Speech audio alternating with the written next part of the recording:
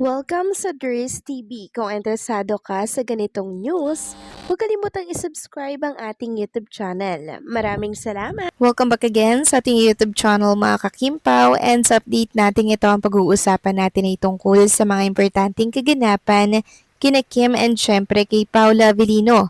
So ang pag-uusapan natin sa update na to ay very important mga kakimpaw at kailangan nyo po itong malaman.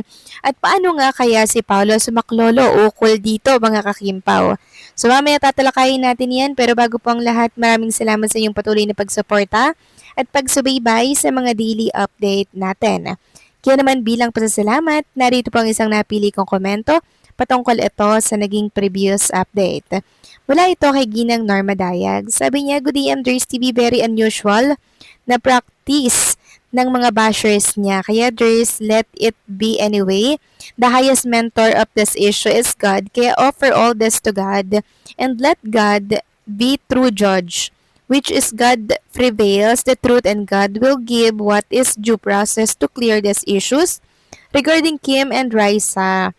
And there's pinalalaki lang ang issue nitong mga bashers to create conflict between the two. God is good all the time. He goes on the right track for His mankind. Kaya we offer it to the Lord. All these trials that comes to her life. Cause truth will prevails. Bashers lost hope na sila hanggang dyan sa limelight. Si Kimi ay di hinto sila ng kakabash kasi immune na sila at di hinihiwalayan sila ni Satan, headed by their mentor, whoever they are.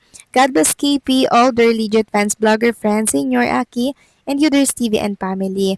Maraming salamat po sa inyong komento, Ginang Norma Dayag. Yes, tama po kayo, ipaubayan na lamang po natin sa poong may kapal ang issue na ito dahil kusa rin po itong mawawala, 'di ba? Ito po kasi yung pagkakataon ng mga bashers para po yurakan at tapak-tapakan si Chinita Princess kasi nakakita po siya or sila ng rason para po batikusin si Chinita Princess. Kaya ngayon nagtulong-tulong sila mga kakimpaw to the point na nakialam na rin po ang abogado mga kakimpaw para sa isyong yan. Grabe nga mga kakimpaw, nasasad ako for Chinita Princess kasi talaga namang pinagkakaisahan at pinagtutulungan po siya mga kakimpaw. Ako na lamang po yung naawa kay Kim Chu, kaya sana ay mag-vacation muna siya, magliwaliw po muna siya, di ba, or magpakalayo-layo para matanggal yung stress. Grabe mga kakimpaw, hindi ko alam kung paano nakakayanan ni Chinita Princess ang mga bashing na nangyayari ngayon sa mundo po ng social media. So eto na nga, pag-usapan na natin mga kakimpaw ang mga topic po na nakalap natin sa update na to, at unahin na nga nating pag-usapan ang tungkol nga po dito sa sinabi po nitong si Attorney Orly laban kay Chinita Princess sa issue po with Raisa May Dizon. So sabi po sa statement ni Attorney Orly, "Stop normalizing face shaming, body shaming, and bullying." So hindi naman po ng bully si Chinita Princess. It's just katuwaan lamang mga kakimpaw na binasa niya po sa kanyang teleprompter, di ba? Hindi po si Kim ang may kasalanan. Sabi dito, recent backlash over Kim Chu's Lotus Pit remark referring to Raisa Madison is a reminder that words can wound, especially when they ridicule a person's physical appearance before a national audience. Whether intended or a joke or not, public humiliation should never be normalized. So yan po yung sinasabi ni Attorney Orly. Our words may be a blessing of curse to anyone, even the Bible is rich with injunction against tactlessness. So ayan po mga kakimpaw, hindi na natin babasahin pa yung kabuuan dahil natakil na natin yan kagabi. 'Di ba? Kung gusto niyo pong mabasa lahat yan, nandun po sa previous update natin kagabi mga kakimpaw. So ngayon, marami po ang nagsasabit nagtatanong.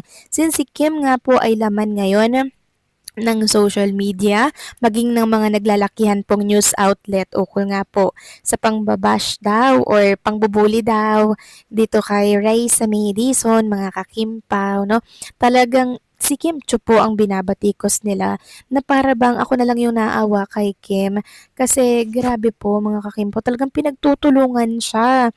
Ngayon, marami nagtatanong, paano kaya si Kim Chu mga kakimpaw, ganyan? Paano kaya si Kim? Paano kaya tutulungan ni Paulo si Chinita Princess sa nangyayari sa kanyang pambabatikos? Meron nga po ako nabasa na mas mainam daw po na magpahinga muna si Chinita Princess social media break, it's showtime break at magpakalayo-layo daw po muna mga kakimpaw kung saan ay pwede siyang makapag-relax with Paolo Avellino. So, dapat daw munang ilayo si Chinita Princess, mga kakimpaw nitong si Paolo, para maibsan po yung pambabatikos and yung kanyang stress dahil nga po sa social media. Kasi grabe na mga kakimpaw eh. Hindi ko nga lubos akalain na muling pag-uusapan yan ngayon. Dahil marahil nag-viral at trending din po si Raisa May dahil po sa tambalang maybe. Kaya nadawit po yung issue ni Kim Chu kay Raisa May na yung joke po sa It's Showtime mga kakimpaw. So grabe lang, 'di ba? Grabe mga kakimpaw. Kaya pala si Chinita Princess kahapon inapatweet na lamang po sa kanyang ex account, 'di ba? Nabasa nyo naman po siguro 'yon. So kahit walang ano, para sa atin wala lang 'yan. Pero yun po yun talaga mga kakimpaw. Nababasa niya po yung mga hate comments laban po sa kanya. Kaya naman si Kim Chu po talagang pinapakalma at pinapalakas ngayon ng mga Kimpaw fans na laban lang Chinita Princess. Marami kaming nagmamahal sa iyo at sumusuporta, 'di ba? Bashing lang 'yan, milyon-milyon kaming supporters mo ninyo ni Paolo Avellino. So sa ganyang paraan mga kakimpaw, malaking tulong na rin po 'yan kay Chinita Princess na talagang alam niyo yun yung parang na ano po yung emotion niya mga kakimpaw na ay meron pala akong mga fans, marami ko palang supporters na nagmamahal at nakasuporta sa akin while yung iba binabatikos ako, 'di ba? So kahit na ganyan, malaking tulong po yan sa kanya mga kakimpaw. And syempre, si Paula Avellino. Yun yung importante. Yung comfort na ibinibigay ni Paula Avellino sa panahong kailangan po ni Chinita Princess. Katulad po ngayon, di ba? Talagang pinuputakti siya ng mga bashers, mga news outlet, pinagtutulungan siya. Nakesyo ng bully daw si Kim, nakesyo ganyan-ganyan. Ah, grabe mga kakimpaw. Sa Facebook, sa X, sa Instagram, sa Thread, Kim Chu po ang pulutan, mga kakimpaw. Kung ako yon siguro stress na ako at bigay na po ako niyan.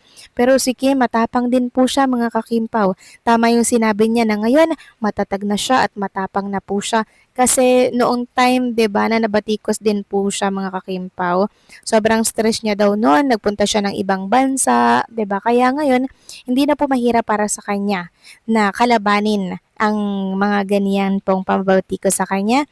Marahil tatawanan niya lamang po yan. Pero syempre deep inside, nasasaktan si Chinita Princess. Kaya kailangan pong social media break, showtime break muna with Paula Avellino mga kakimpaw. Magpakalayo-layo sila and pumunta sila sa mapayapang lugar kung saan marerelax at mas nalilimutan ni Chinita Princess ang nangyayari po sa kanya ngayon sa mundo ng social media. So kayo ba mga kakimpaw, agree ba kayo dito? Please comment down below.